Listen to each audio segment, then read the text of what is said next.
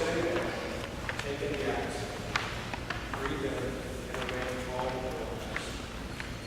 When asked what she hears, she repeats of our confidence that upholds the most righteous. Take a look around you.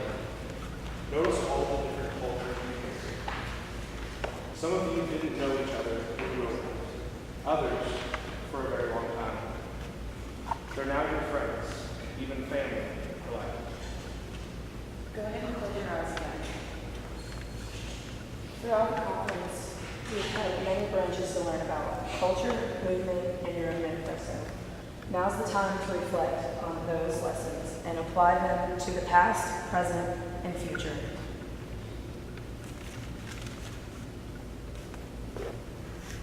Some are bright and make a person anticipate what's to come, while others are tragic and cause you to feel like you're being set up to fail. This is the past. One of the most scariest times a person faces. It's a time where events mold your personality, outlook, desires, and goals. However, your past doesn't have to determine who you are or want to be. You can take control, take advantage of these life events.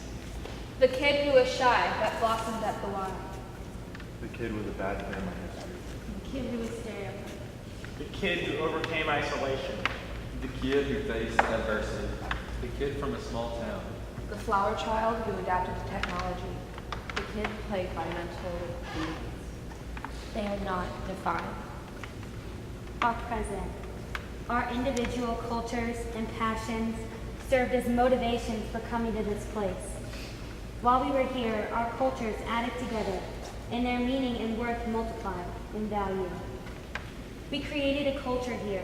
We found out what makes us mad and what movements define us. When we leave here, our culture will divide and lead us on different paths, but it will keep its value, never losing the mad spark that it was created from. Our past led us here, and while we were here, we discovered what it truly means to be mad. We were mad about passion. Mad about newfound friendships. Mad about service. Mad about diversity. When we leave this place, our past will be forever changed because of it. We will remain mad and allow that madness to drive us to a future filled with the rest of us mad ones. Our present is forever being shaped by our past. Past movements, cultures, ideas, people, and passion have given us many gifts. The gift of camaraderie. The gift of ambition. Although our paths are leading us in separate directions after tonight and our culture will be divided, I want you to remember again, this does not mean that our culture will lose any of its significance. It will certainly be harder to keep the spark of madness alive inside of you, but I want you to know that our paths are ever changing and ever growing, leading us to new movements and new ideas, giving us the opportunity to change our path. And in the future, our paths will look different than when we began, but it will always hold on to the truths that began it. My path began with finding compassion, Carrying strength.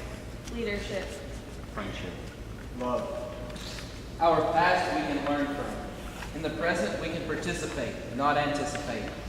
But our future is at the mercy of our hands. All of our cultures have intertwined for the past 3 days. Each and every one of us have learned something about a culture we weren't familiar with. And hopefully we have learned something new about ourselves. Take that newfound knowledge and apply it to the real world.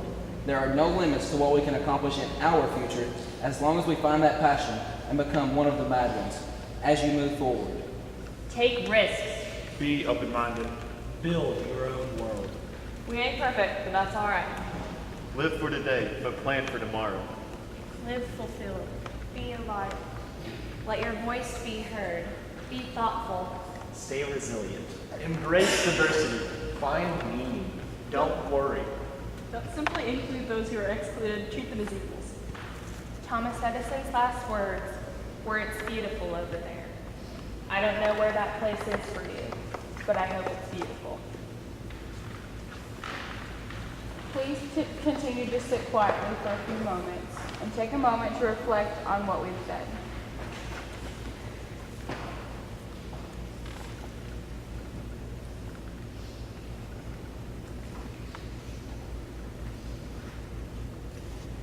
As they have described, we have developed our own personal cultures and brought them to LTC.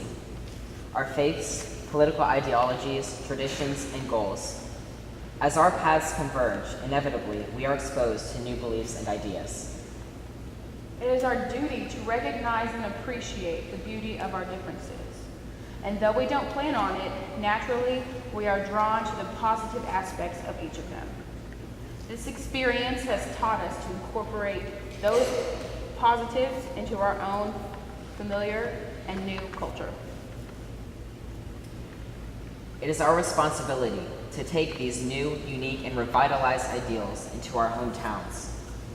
You are part of a new movement of passionate, inspired, and mad youth. You are the path makers.